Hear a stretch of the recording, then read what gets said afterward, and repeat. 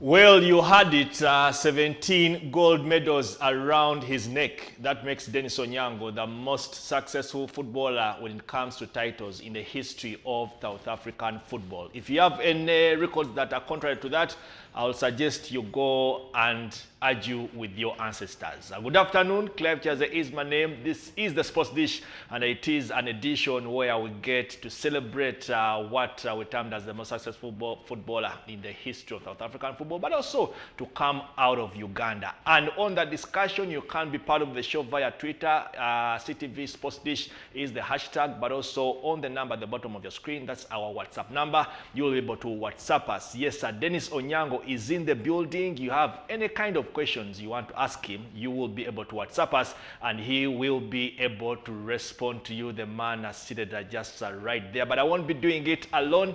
Always in the good company of Shaban Rubega Benteke, who decided to get a shirt identical to mine. I don't know for what reasons, and Emanzi Diamuhachi. But Shaban, good afternoon. Good afternoon. I don't know if, I think it's you who decided to get the shirt that is identical to mine. But good afternoon, everyone watching us on CTV. Good afternoon, Clive. Good afternoon, Emanzi. And we have a big person in the building, like you mentioned. Arguably the greatest Ugandan footballer of all time. Where you use the arguably? Most celebrated Ugandan footballer of all time, and the most decorated. And you I sound, use arguably on the greatest because usually when we meet those people who watch the game in the 70s, they may put up an argument. And of course, to me, it's the greatest. well, that argument, for me, Max had summarized it. He said it depends on who you're talking to. But Emazi, good afternoon. Good afternoon to you, gentlemen. Good afternoon to Dennis, our guest, and good afternoon to the viewers out there. It should be an interesting show because it's not often that we host people like Denis Onyango. So to have him live in studio, I think is huge, and I'm looking forward to the conversation. Well, looking forward to the conversation straight out of Busia via Nsambia to the world. Denis Onyango will be sharing his journey with us. But at this moment, we'll connect to him and probably start with that decent good afternoon. Then we can set the ball rolling. Sebo, good afternoon. Good afternoon, gentlemen, and good afternoon to the viewers. Of course, it's a pleasure to be here. And we are humbled that you accepted our invitation. I know you're a very busy man. Everyone wants to have a piece of you. It's not easy to have you in flesh, but we're glad you've agreed to join us. It's always a pleasure to be hosted because there are a lot of footballers out there. But if you've chosen me, why not? I must avail myself. The rest will wait for me because football has made me who I am. So the other people have known me because of football. So I must honor football and respect football before anything else. Of course, the discussion, like we did say, we are discussing Denis Onyango's journey. He'll be telling us his story. Probably we know it in bits, but he'll be sharing us the full story in flesh. You want to know anything about Denis Onyango, like we did say, there is a WhatsApp number at the bottom of your screen. WhatsApp us, and we'll be reading out your questions. We'll be reading out your messages and all your comments. But maybe, I don't know where to start from. Probably, Denis, starting with the season that has just ended. What a stellar season. You guys winning a treble, and you could see the excitement. First of all, what does it mean? I mean, we have a Uganda Cup final coming up this season. Vipers will be attempting to win a double. Now, maybe you'll share tips here, what it takes to win a double, because you've done it before. But just try to summarize the season for us, the season that just ended for you guys at Mamelodi Sundowns. The season has been great, looking at all factors that we managed to win the treble. But of course, we missed out on the Champions League, which was very important for us and the club because it was our main target. But we cannot sit back and start sulking because we've won three titles, including the league, the Nedbank Cup and the MTN 8, which makes it sweeter because the MTN 8 has been away from the club for 14 years, and I think I was the lucky number because I wear shirt 14 at the club, and we managed to bring it back in 14 years. So yeah, the season has not been so bad, besides the injuries that I've been having throughout this season. from having a broken finger to a quad which was torn, hamstrings. But I've managed to come back in a few games and played, even though I didn't get my target, because my target was to play at least 25 league games, but I only played 16 league games, which is not good for a player like me. But I'm grateful that the club really helped me in terms of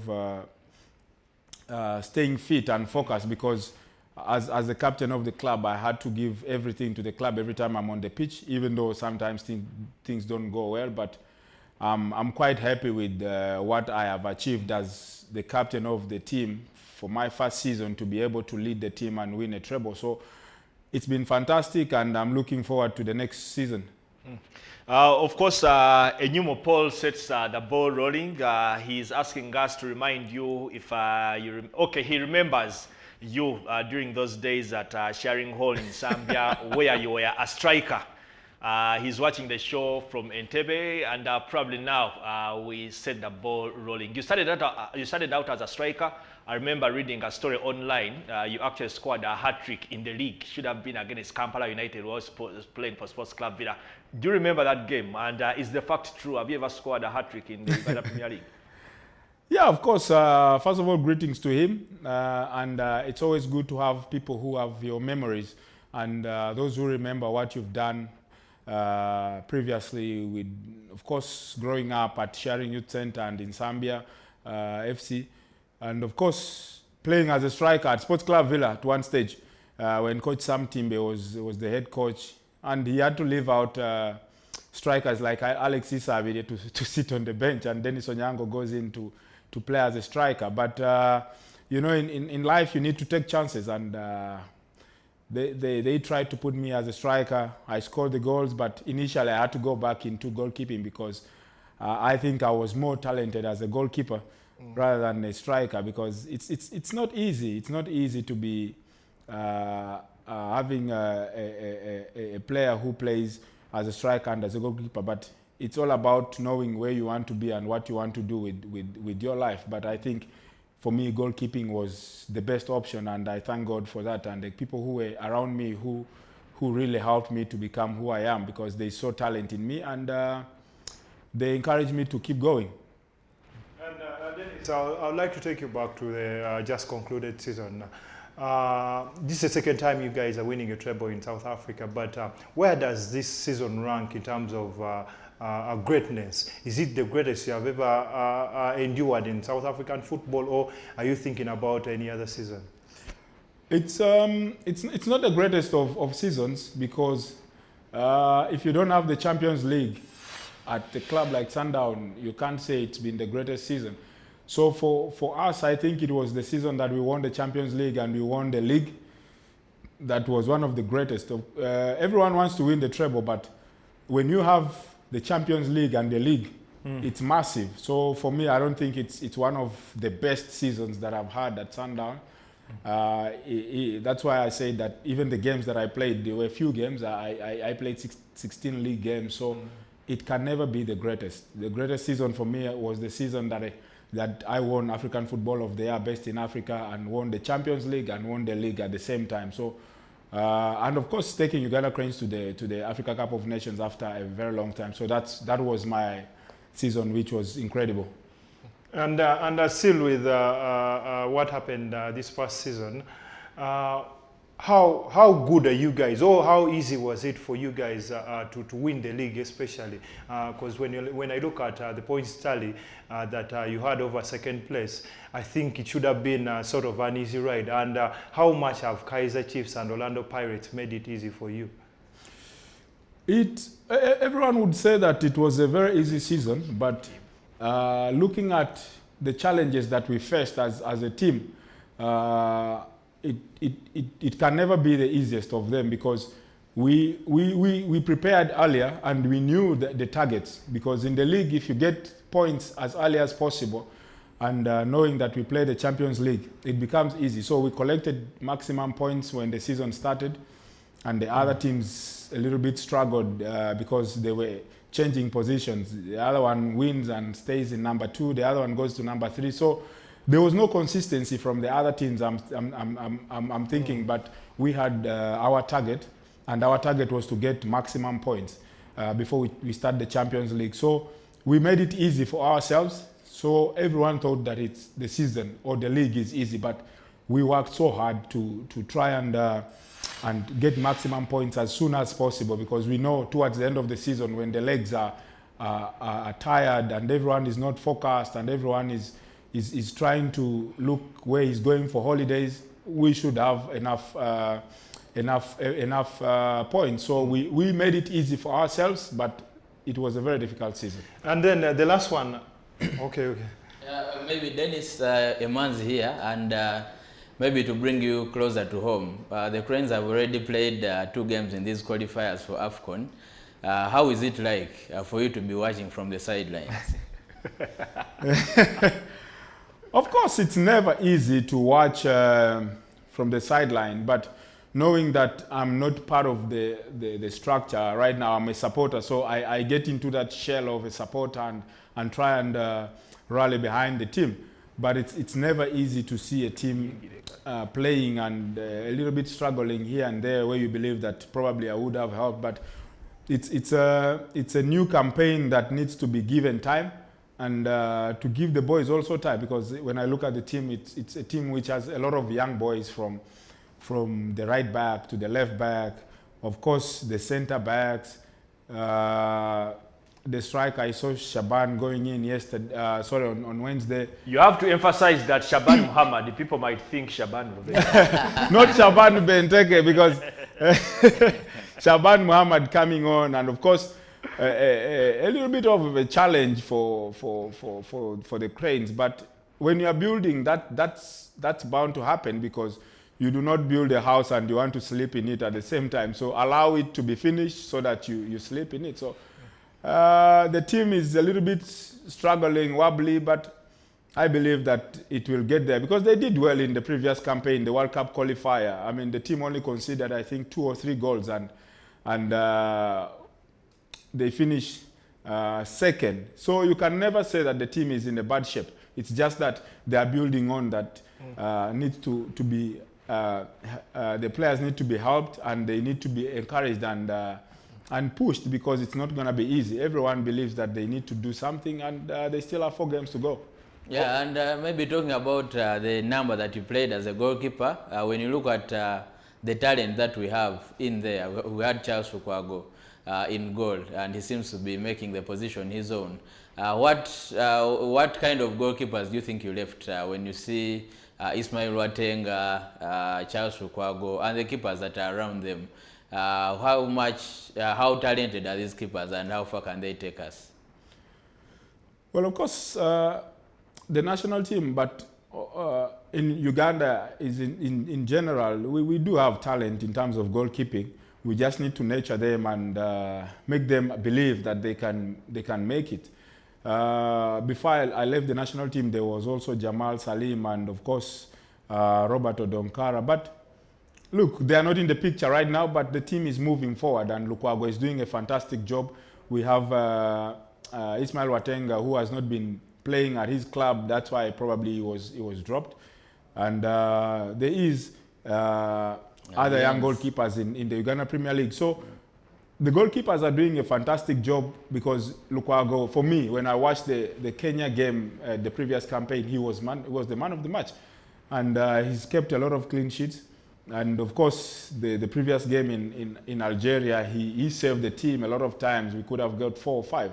And of course at Chitende also. So we just need to encourage them and make them aware, and also make them believe that they can make it. They can take the team to the next level, and that's all we need from them. But they've done a fantastic job. Of course, yes, I will discuss more of the Uganda Cranes, Denis, but now we want to know more about you. Your journey from where you started to where you are now. For starters, maybe the question that I'll ask first is, how good were you as a handball player? Because I get to understand that at Cheering Zambia, you juggled goalkeeping and at the same time playing handball. How good were you as a handball player, and which position were you playing? I will thank Sharing Youth Center, first of all, for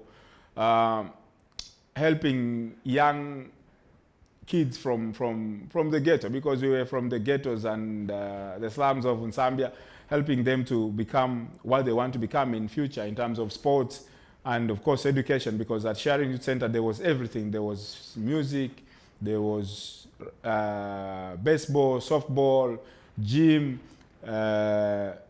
table tennis, badminton, basketball. I actually even played basketball at Sharing Youth Center at one stage. But and of course handball, because the small pitches we used to play in, they were used mostly for handball, but we were also using them for football. So I was initially a goalkeeper as well in handball, because it was a very interesting game and it had those small balls that we used to play with. But initially football was outshadowing everything, and football was one of the biggest sport at the moment. So I moved from handball to play football, but of course I was also playing as a goalkeeper. So I picked up interest from there, and playing also at school as a goalkeeper at Railways Primary School in Primary 6. So goalkeeping has been my thing ever since I was young, and it has kept me going. And of course, I know Sharing and Villa Park are just a few meters that do separate the two facilities. But how do you end up at Villa Park? And were there any other options apart from Sports Club Villa? Yes, growing up in Zambia, of course, Villa Park was the closest, and football was by then one of the biggest sports in Uganda. And Sports Club Villa had a lot of great players, the likes of Majid Musisi and Ibrahim Gisha was at Sports Club Villa by then. So we used to hear about all these great players, and we were inspired to try and also come and play at Sports Club Villa, because it was one of the biggest clubs in Uganda, and it was closer to us. So for me, going to Sports Club Villa, I think it was not as hard as moving to any other club when the offer came through. Of course, Sports Club Villa got me from Kampala Citizen, but initially I was playing for Zambia FC. And when Coach Micho saw me playing for Zambia in the Super Mini League, he called me and he sent people to look for me. Ibrahim Chiri and Akim Magumba, they looked for me the whole night, because I was staying with my mom in Ndeje, and by then it was far from town, and they looked for me at midnight, and yeah, they took me to Sports Club Villa, and it was not very difficult for me to sign for a club like Sports Club Villa, and the passion was there, and I really love to play for a biggest team. And still with your childhood, you have achieved everything you have achieved, and as when we are still kids, we all have dreams. But at any point in your childhood, did you think you would reach the heights you've reached? And who is that person that inspired you locally? I never thought I would win as much as I've won right now, because when I was at Sports Club Villa, my biggest dream was to play in the group stages of the Champions League. But when I went to Sundown, which had also other dreams and other ambitions, things changed. They wanted to win the Champions League. So from dreaming to play in the group stages to playing in the finals of the Champions League, I think it was a big step for me going forward. But of course, I was inspired by the likes of Sadiq Wassa, because by then when we were growing up, he was one of the greatest goalkeepers in the country when they were playing the Sekafa tournament, when it was still one of the biggest tournaments also on the African continent, the Sekafa tournament. And he was a very good goalkeeper, saving penalties. So I really wanted to be like that man they were speaking about, Sadiq Wassa, because we never had a TV to watch him, but we could hear about him on radio, and I was like, let me take this opportunity when I get it and make my name as loud as the one for Sadiq Wassa. Yes, before Manzi probably comes in, my question, I would want to know, as a young goalkeeper starting out and all that, apart from the motivation you had, did you have any kind of guidance as a young footballer growing up? No. Unfortunately, I did not have any kind of guidance when I was growing up, because I don't think we had people around us who could talk to us and tell you that you can make a living out of football or you can become a better goalkeeper by doing this and that. All we had was passion, inspiration from the older goalkeepers who were playing, like I said, Sadiq Wasa, and we wanted to be famous because I wanted to be famous. I never thought that I would make a living out of football. So there was no one to talk to me that football can change your life. I only had the passion for the game and also looking forward to being one of the best and being talked about like Sadiq Wasa on radio and TVs. But I think these days the boys have that. They have people who speak to them, but we never had that. Yeah, Dennis, when you tell us your story about Zambia and then joining Sports Club Villa, I think the next question is how then do you make the next step to leave Uganda and play abroad? How was it like? Who made it easy for you? And how tough was the journey to actually make it from Uganda and then go and play professional abroad? Well, how tough was it?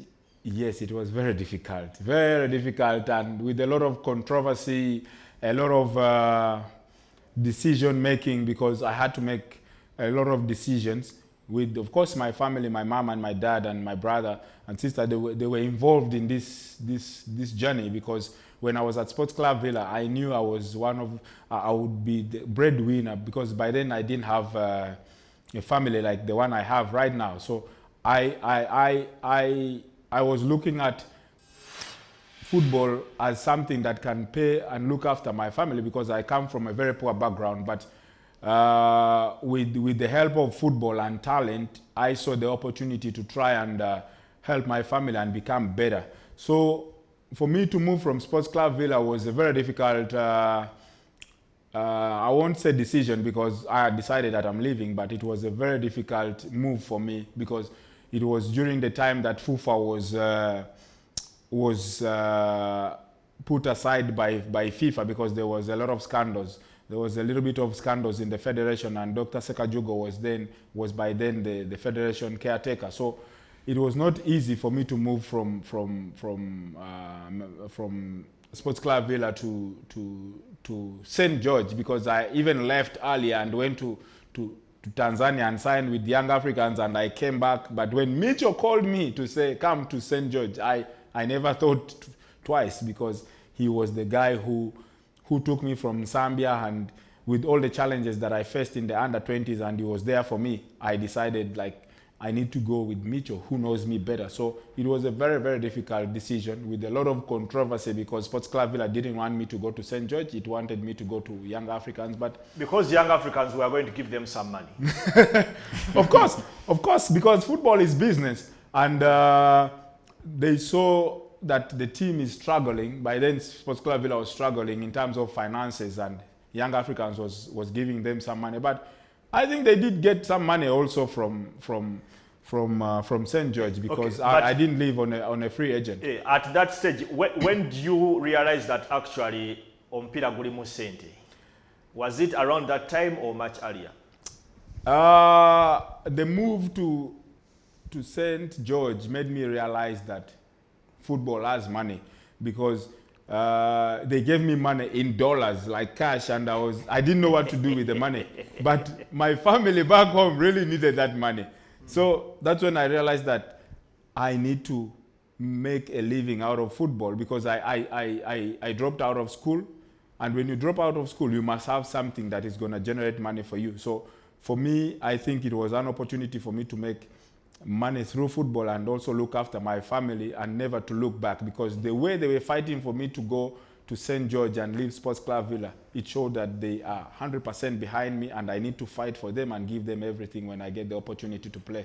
Yeah, then Shaban has a burning one here, but then I'll ask, your first experience playing football out of Africa, how was it? Out of Uganda, I beg your pardon. Yeah, it's very difficult, because every country has its own cultures.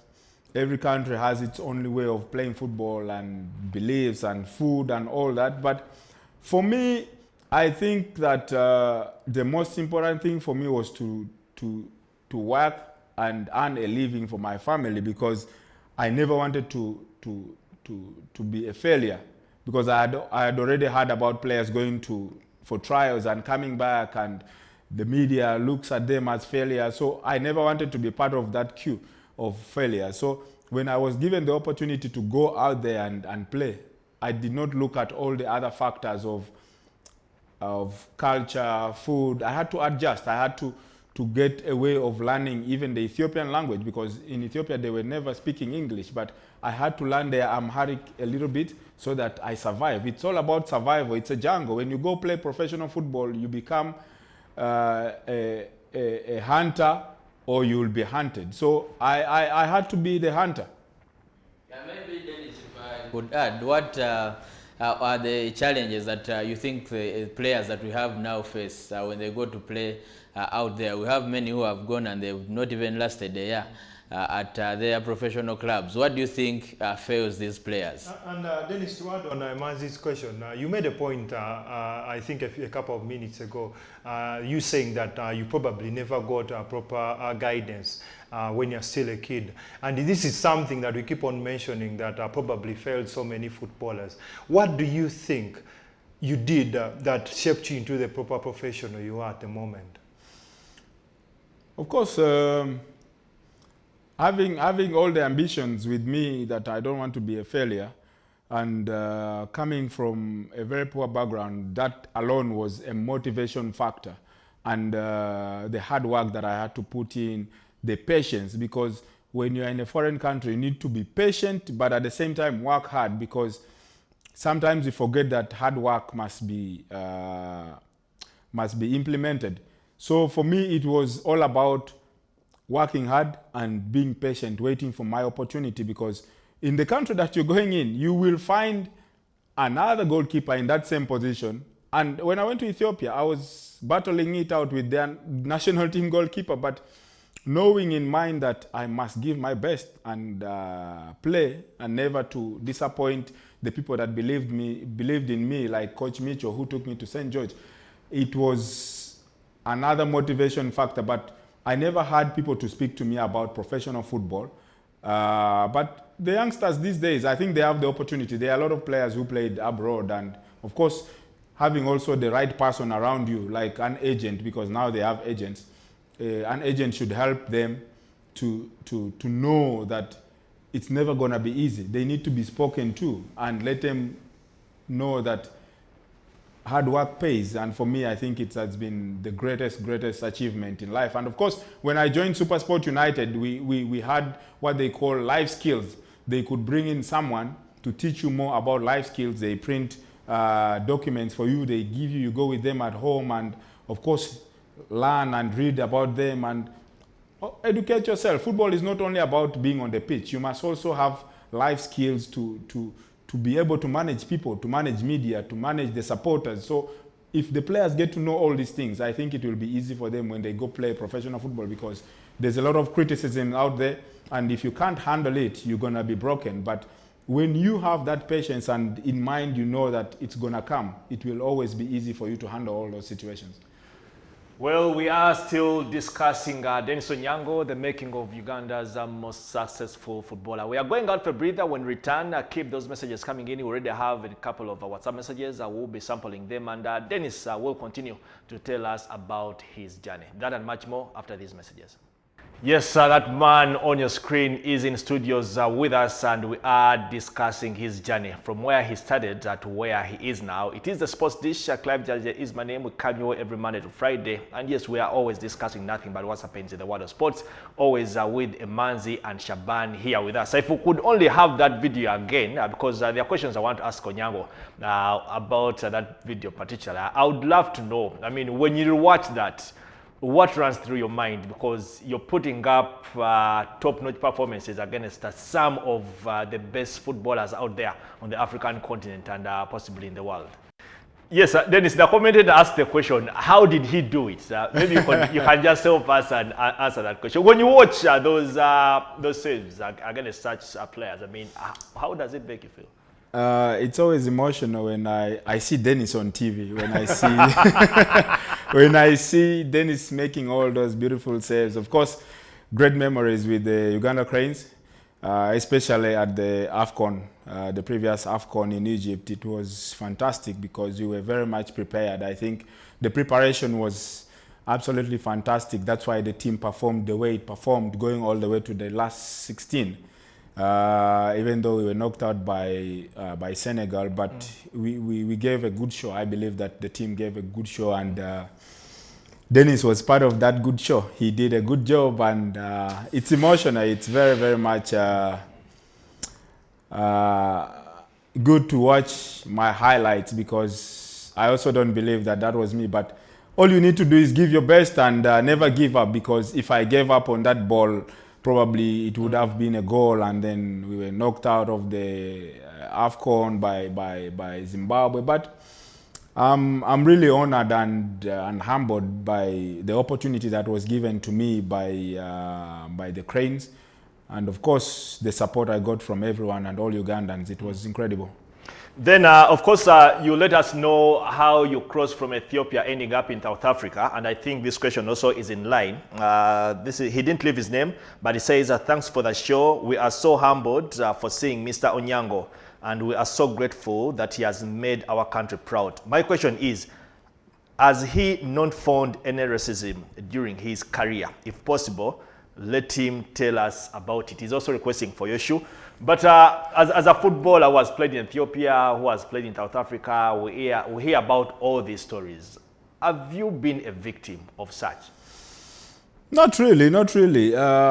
Football in South Africa is mostly dominated by Africans. I would say Africans or blacks. So you can never experience racism in football when you're still in Africa. It's like calling me black when you're black. I mean, it doesn't make sense, but I've never experienced that. I only had challenges of language barrier and all that, adjusting from being Ugandan to being a South African, because even the way I speak, some people say I speak like South Africans, but these are the things that keep going when you stay in the country for a very long time. But I never experienced all those things, and I had backup. I had people that were supporting me to be who I am right now, from, as I said, from Coach Micho and Coach Pizzo, who also took me to South Africa to play at SuperSport United. So it was never a very challenging stage for me to become who I am in terms of playing. All I needed to do was to play and give my best and perform and work very hard. Yeah, but of course you talk about Pizzo signing you at SuperSport United, where you had, I think, a very good 1 or 2 first years until everything started going south for you, loan after loan, transfer after transfer. You're struggling to get playing time. And for me, I think that is the moment that made Denis Onyango, because that moment was supposed to make or break Denis Onyango. How were you able to go through all those challenges, especially when you lost your starting position at SuperSport United and you kept on being loaned out every window? The most important thing was for me to keep believing in myself and having people that believed in me around me to tell me how good I am, to remind me that I'm one of the best in the league, and of course giving my best all the time, rather than people who would be negative. Because when you have people who are negative around you, you will always be a failure. And for me, I think I had the right people around me who encouraged me, even though I was not playing. And of course, going to a team like Mpumalanga Black Aces from SuperSport and getting relegated. But I had the second chance, and that's to play for Mamelodi Sundowns when they bought me from Black Aces. So the opportunities came for me, and I had to keep believing in myself because people believed in me. So the more I believed in myself and worked hard, the more the doors opened up for me. Because, as I said, when you have people who are negative around you, you will always have issues, and you will start doubting your abilities. But the people that were around me kept pushing me and making me believe that I'm one of the best and waiting for my opportunity. Denis, there's something that has always bothered me about your move to SuperSport, because I think you spent 1 season in St. George, and you are tussling it out with the Ethiopian #1 goalkeeper. So I would think that you are not playing so many games. why did you move to Super Sport instantly? Yet I would have thought that you weren't getting enough playing time to suggest that you ought to push for a move to South Africa. Whenever a player is coming from a different league, you will always want to go into a league where you have the opportunity to be seen by the European clubs. And my move from St. George to SuperSport, I think it was an opportunity for me to go and show my talent to the world, because by then the South African Premier League was being shown on SuperSport. So SuperSport was all over Africa. And I thought that maybe someone would see me and pick interest in me when he sees me on TV performing and take me to Europe. And that's the biggest target, because everyone plays to go for greener pastures. But of course, knowing that I'm going into a different country with a lot of facilities, I knew that it would improve my game. So it was not a very difficult decision for me to move from St. George with warm hands from St. George, and of course welcoming my next opportunity to play for SuperSport. It was never a difficult decision. Yeah, maybe Dennis, if I could get you back to the Cranes, how much pressure do these players have when they wear the national colors? We've seen some who actually get straight into the team and play well, but there are those who seem to struggle when they pull on the national team colors. How tough is it to play for the national team, and how much pressure is there? In Uganda, they will ask for Mujozi Guzitowa Kilomika. Mujozi Guzitowa, but when you play for the national team, it's a different feeling. It's not the same feeling when you play for the club, because a club might have 1 million supporters or 2 million supporters, because not everyone in the country would support football in terms of club, but everyone would support football for the country when it plays for the national team. So you need to know that you are carrying 40 million Ugandans rather than the club, which has probably 1 million supporters or 2 million. So the numbers are big. That's what makes the difference, and you must perform in accordance to the numbers that you are representing, and that's the biggest number. You are representing a country, and you look around yourself and see other footballers, like 1,000 footballers in the country. There's few who are in Europe, and you have the opportunity to play. So give your best. You must give your best, because you have the chance to play, and there's other people who are looking up to you and who are looking at you to perform. So the only option you have is to perform and give your best. But I think sometimes we always wait for the second chance. I will perform in the next one. And in football, you can never look at the second chance, because what if you don't play? What if you are injured? What if you are not chosen to play? So every opportunity counts when you play for the national team, because you might play 2 or 3 games the whole year. So those 2 games are the biggest opportunity that you have to show what you can and to give your best to the country. Yes, then Dennis, they always say that goalkeepers get better when they do get playing time, and we always see it when goalkeepers don't get playing time, they eventually struggle. A goalkeeper gets injured, another one comes in and they struggle.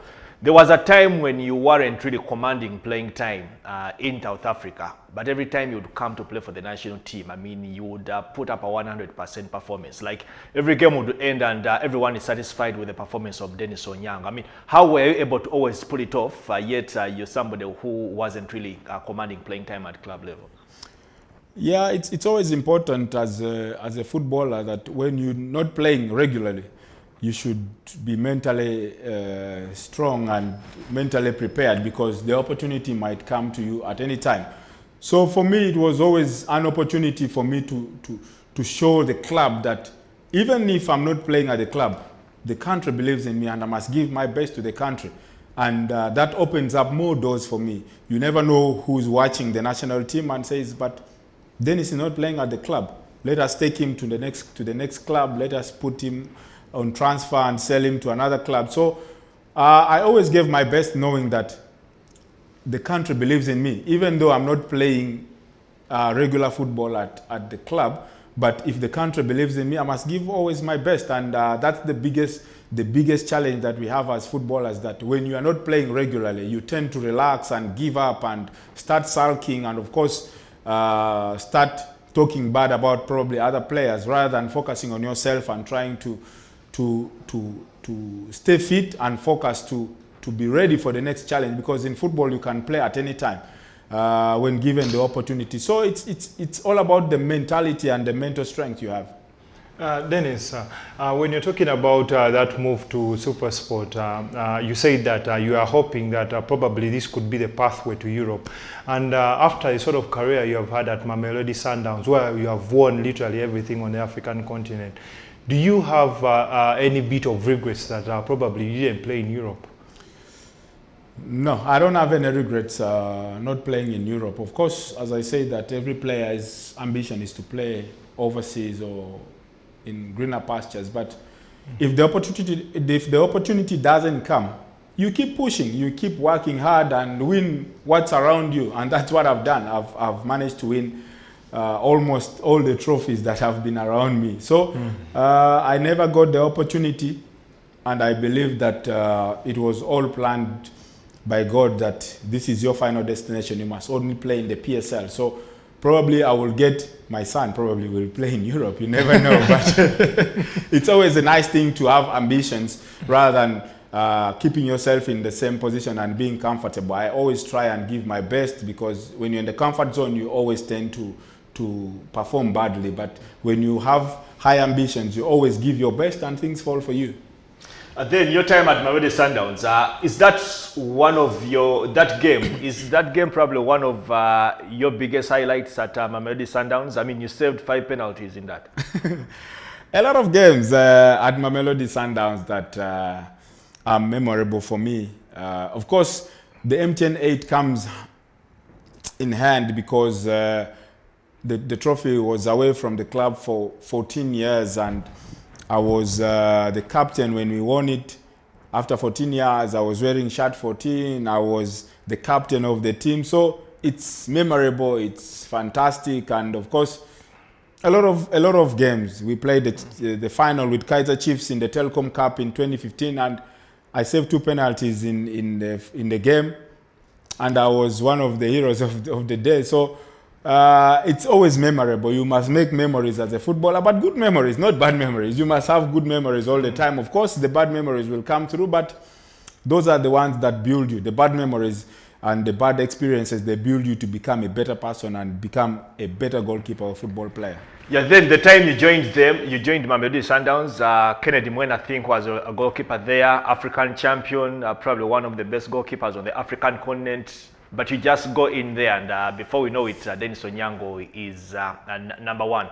Was it within you, and you're like, this is my moment, I have to take it? Yeah, I was battling it out with one of the best goalkeepers on the continent. He had just won the AFCON with Zambia, and there were other goalkeepers, of course, with the team, Wayne Sandila, there was also one goalkeeper from Belgium. And it's all about belief, hard work, and patience, and waiting for the opportunity, because I knew that I'm competing with some of the best goalkeepers. I must give my best if I want to play, because if they play, they perform. So when I play, I must perform, but also the people around you, as I said. I had a great coach who was telling me all the time, you are one of the best. You are on the same level with them. Just take your opportunity. When you're in the goals, do not stress. Play your game and give your best, because no one is going to do it for you. So when you don't do it, no one is going to do it. So the people around me gave me courage, and the people that were training with me, of course, even Kennedy and the other goalkeepers, Wayne Sunderland, we were like a family. So whenever I played, they were encouraging me, they were behind me, supportive. So that's the environment that we created as goalkeepers at Sundown. Yeah, maybe Dennis, I think you hinted on 2016 being your best season. If I could ask, is there one moment in your career that you'd pick out to say this was my best moment in football? Which one would that be? The best moment, there are actually two. You wanted one, but I'll give you two. Winning the Champions League and going to the Africa Cup of Nations with Uganda Cranes after 35, 36 years. 39 years. So yeah, those are the two incredible years, seasons or years that I had. Of course, also winning the African Footballer of the Year as a goalkeeper. So it was incredible for me. Those are a few of the most incredible years that I had. Yeah, maybe, and to add that in 2016, one would say that you were snubbed by the federation back home because you are not named as best footballer at that time. How did that make you feel? Probably I was not named as the best footballer because I was competing with the infield player and I'm a goalkeeper. They should have said the best goalkeeper. So, but when I saw the entire setup, I knew that it was going to be disaster for me because Onduparaka was new in the league and they had a huge fan base. Yeah. And the way the awards were set up was all about voting. And of course, not every Ugandan would say, no, let me buy airtime, let me buy data and start voting for Denis because I was not playing in the Ugandan league. But Onduparaka had a good fan base and they were rallying behind their boy, Shaban. And for me, it was not a surprise that he won because it was all about voting, SMSs and all that. But if it was all about what you have achieved and what you've done, I think I would have won the award. But I moved on and I knew that things have happened. And that's why I say that you can never be comfortable in life because the moment you think you are comfortable, life will surprise you. And that's what happened. I was like, no, it will happen. I will win. I've won the Champions League. I've won all these trophies. Shaban is a new boy. And there we go. Shaban wins. So it's a lesson for me. It's official. You have a career in politics, Denis. It's official. It's not official. There's something I want us to look at. Of course, there are different goalkeepers that have been performing well in the PSL. We did prepare something that I wanted us to look at, and I wanted us to discuss that with you. The goalkeepers with the most clean sheets in the history of the PSL. You're number 2 on that list. For the last 2 seasons, I thought you would be able to actually break that record. I thought this season would be the season you actually break that record because you moved from 3rd position to now 2nd position. Should be 2 or 3 games behind Ntubule Nkono of Kaizer Chiefs. I mean, how huge will it be for a Ugandan footballer to retire one day and you're the goalkeeper with the most clean sheets in the history of the PSL, because you're just 2 clean sheets behind Akune, 3 more clean sheets, you're above him, and you just need to probably keep on piling the clean sheets for your numbers to grow.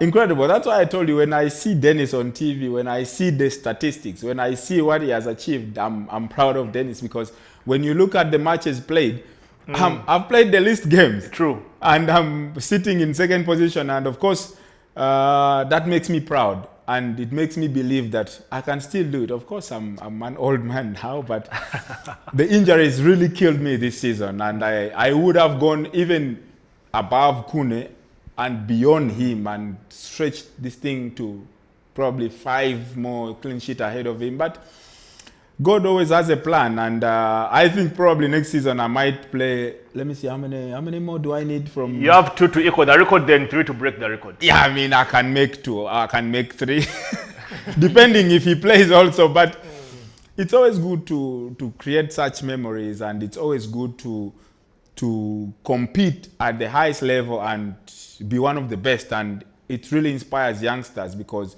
where we come from, it's very difficult. But if you look at what I've achieved and a young boy looks at it and says, if Denis can do it, I can do it. So it's all about inspiring, working hard and staying focused and true to the process.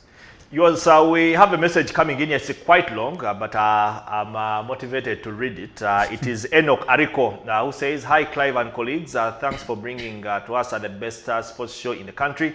I really like Denis Onyango's submission. He is a goalkeeper out of this world. Uganda will always remember his attributes to the country. Captain Onyango really used to pull out his best for the country. I loved his vigor and vitality. His voice of command, super class. I just can't describe him more. But all in all, he inspires the majority of the youth. He is a true definition of God's blessing from zero to hero." Then he says, "Clive, pass my number to Masinde. Tell him Enoch Ariko from Soroti likes you."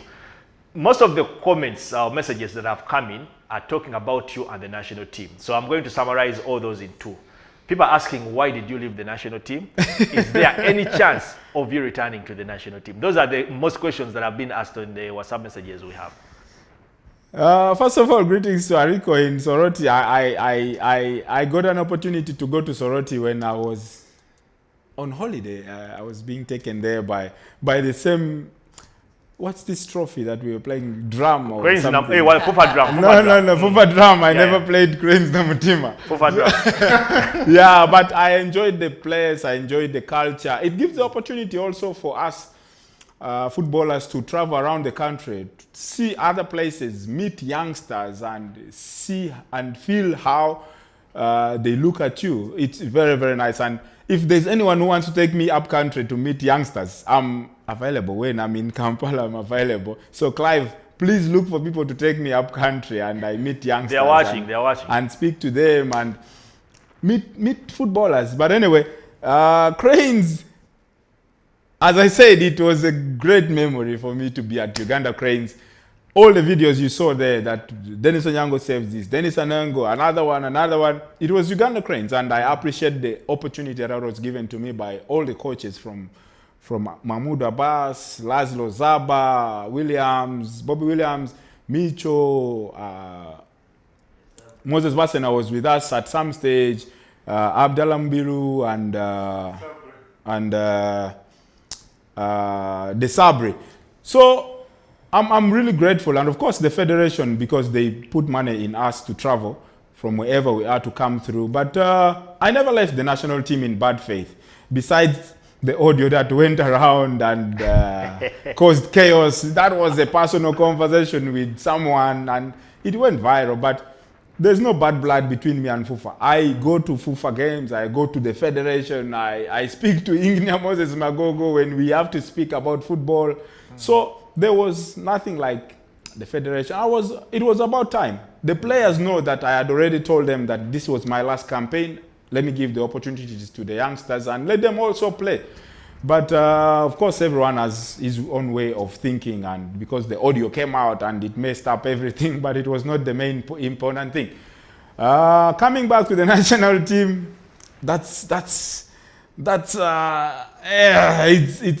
I mean, we're doing well. I mean, really, what do you want from me? We're doing well. What do you want to call me, Obote 2? No. Let me stay with Obote 1. Dennis, our time is past spent. Maybe your closing remarks as we get out of here. Of course, first of all, to thank you guys for hosting me at CTV. I'm hoping that you will host me once more on probably not a sports show, maybe. We shall bring you the morning show. We have a show called Sunrise at 6, hosted by ladies, 4 beautiful ladies. Hey, so you are... Yeah, but of course, I would love to come. I'm not a morning person, but you never know. That morning, I might wake up early and come and get to know what's around the world anymore, because I mean... They get to know your story off the pitch. Yes. Oh. Of the pitch. Yes, I need to learn more about life rather than football, but it's always an honor to be invited and to watch football in general, to sit in the crowd. I was sitting with the supporters during the Uganda Cranes and Niger game, and I got a feeling of how people support the game, how they become coaches in the stand, how they talk bad about players, how they start insulting players. But that's football, and that's what makes football a beautiful game. If they don't talk bad about you, you will never improve. If they don't praise you, you will not be a good player. So they will only talk about you when you are a good performer, and I appreciate them. I'm happy that they came in numbers at St. Mary's Chitende. It was full house, full house, and of course, the guys did not manage to get the results everyone expected, but they will do better. So they must keep going. Let us also improve our league back home, because the league produces the players that you want to take to Europe and the players that you want to play at the national team. So if we improve that, get the teams in the Champions League and all that. And of course, everyone, thanks for supporting me when I was with Uganda Cranes and with Mamelodi Sundowns at the moment. Thank you very much, Dennis. The producer is whispering in my ear that it is time up. Then other people are saying that management has said we should continue for another 1 hour. But the truth of the matter is it is time up. A big thank you for, to Denis Onyango for accepting to talk to us in studio. And a big thank you to Engineer Charles. Of course, you have Gerard, our producer, in there. Milfat, Lovie, Robert, and Dennis for making sure that this show is a success. Have a blessed day. It has been Clive and Emanzi. We'll return on Monday.